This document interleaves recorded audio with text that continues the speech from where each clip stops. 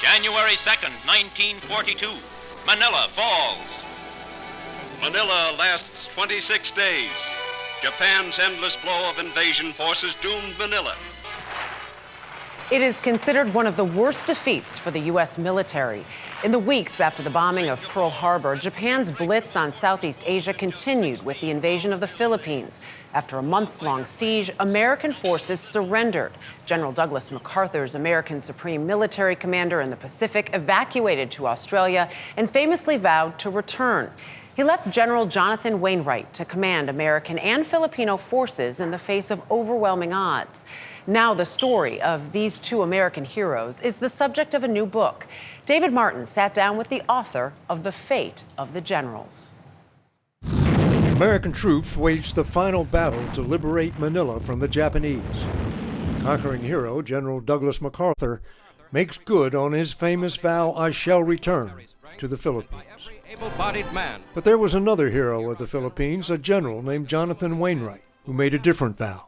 And that vow was that he would stay and share the fate of his men, even when it meant becoming the highest-ranking American prisoner of war of World War II. Jonathan Horn tells the story in The Fate of the Generals, the first biography of Wainwright based on his personal diary. We have part of Wainwright's diary here.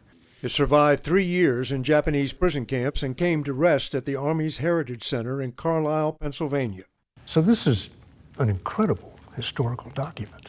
And the very first page of this diary is the most important page because it really decides the rest of the story. A story that begins in the opening months of World War II, with the Japanese closing in on his headquarters on the island of Corregidor in Manila Bay.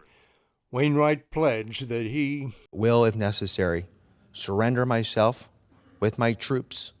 No other course of action would be honorable.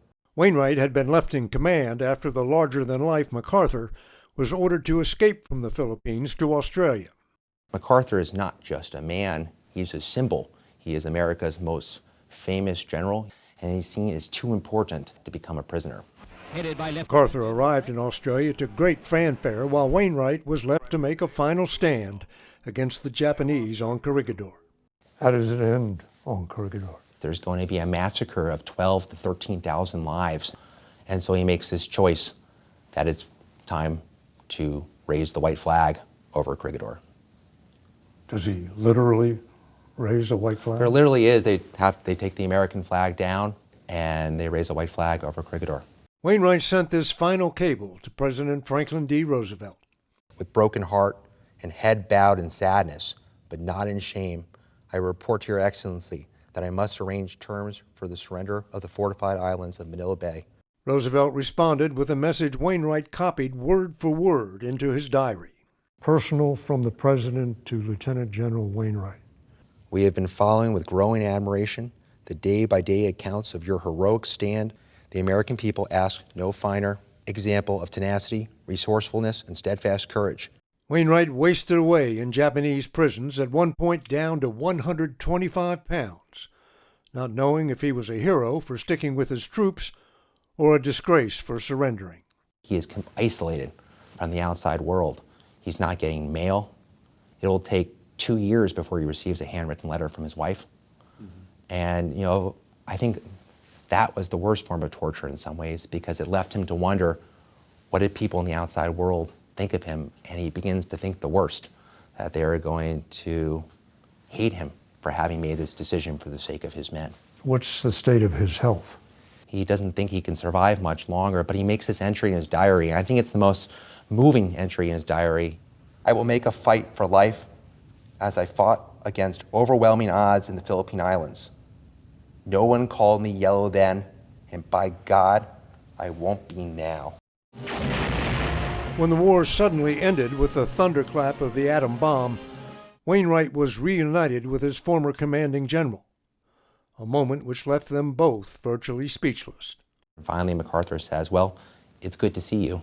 And then Wainwright pauses and finally says, "It's good to see you too." MacArthur at a loss for words? MacArthur at a loss for words. It doesn't happen very often, but it did happen here. A better world shall emerge out of the blood and carnage of the past. MacArthur regained the power of speech in time to accept the Japanese surrender aboard the battleship Missouri, with Wainwright standing at attention behind him. To General Jonathan Wainwright goes the first bet. Wainwright came home a hero, a motorcade across the Potomac, and a speech at the Washington Monument. There's one last stop he has to make, which is at the White House for a meeting with President Truman. The president walked him out to meet reporters, and Wainwright thought he might have to give another speech. But it's Harry Truman who will give a speech, and that speech is presenting Wainwright with the Medal of Honor. And Wainwright knows it as soon as he hears those, what he calls those magical words, above and beyond the call of duty.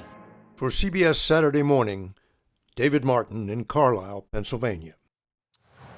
Oh, a touching tribute to a man that many people, I would say, did not know about. That's what I was just thinking. This is why I love some of the books out there where you're able to discover something in a side that no one is aware of. Absolutely. That's why we do what we do.